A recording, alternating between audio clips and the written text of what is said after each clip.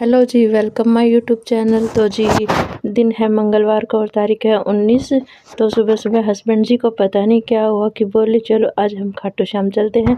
तो जी मैं लग गई थी फटाफट से तैयारियां करने के लिए। मतलब प्रोग्राम इतना एक जल्दी ऐसे बन गया कि हमारे पास टाइम भी बहुत कम था क्योंकि ट्रेन आने वाली थी। तो मैंने फटाफट से हमारे लिए लंच तैयार किया। मैंने कुकर में सब्जी बनाई और फटाफट से रोटी पराठे बनाए। तो जी हस्बैंड जी बोले तब तक पैकिंग भी साथ साथ में कर लो। तो मैंने फटाफट से पैकिंग भी शुरू की। एक अपने लिए ड्रेस रखी और एक अपने बेबी के लिए ड्रेस रखी और एक हस्बैंड के लिए रखी। क्योंकि ये होता है ना, सफ़र में हम इतने थक जाते हैं और कपड़े गंदे वगैरह भी हो जाते हैं, छोटा बेबी है।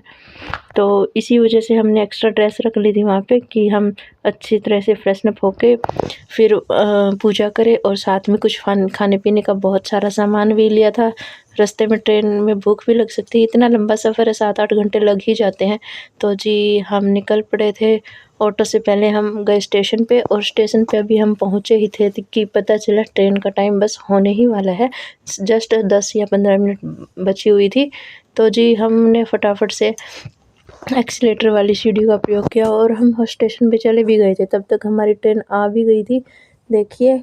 और ट्रेन में ज़्यादा भीड़ नहीं थी क्योंकि ये रिजर्व वाली ट्रेन थी। तो इसमें टिकट इतनी हैवी होती है, मतलब हर कोई एक्सपेक्ट नहीं कर सकता। तो जी हम चल पड़े थे ट्रेन में और ये दक्ष है बार बार रो रहा था, खिड़की की साइड जाने के लिए बोल रहा था। तो हमने इसको खिड़की की तरफ खड़ा ही कर दिया था कि ये बाहर का व्यूज़ देखता रहे।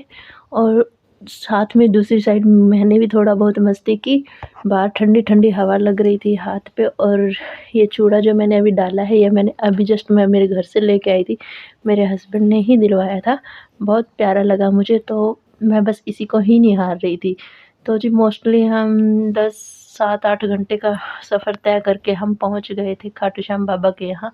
आप देख भी सकते हो इतनी भीड़ थी क्योंकि ये बाबा का जो है 11 का मेला था और इस मेले पे इतनी भीड़ लगती है कि पूछो मत। पाँव रखने का भी टाइम जगह नहीं थी। तो हम लाइन में लगे ही हुए थे। कम से कम बस स्टैंड से उतरने के बाद हमें 15 किलोमीटर और पैदल चलना पड़ा और उसके बाद फिर इन ग्रिल्स के अंदर से होते हुए हम मंदिर में जाने लगे। रास्ते में इतनी भीड़ थी कि हर कोई धक्का मुक्की भी कर रहा था, लेकिन हमें ये था कि दर्शन करना ही करना है। अब बाबा के दरबार में आए हैं, ऐसे थोड़ी ना बिना दर्शन करे चले जाएंगे। तो जी हम लाइन में लग गए थे, धीरे धीरे चल भी रहे थे। तभी हमें बाबा का दरबार है वो थोड़ा थोड़ा सा दिखाई देने लग गया था। आप भी देख सकते हो, इतना प्यारा सजा था बाबा का दरबार कि वहाँ से आने का मन ही नहीं कर रहा था, इतना मनमोहक दृश्य था। अगर आप लोग को कभी मौका मिले तो बाबा के दरबार में जाने का तो ज़रूर जाइएगा।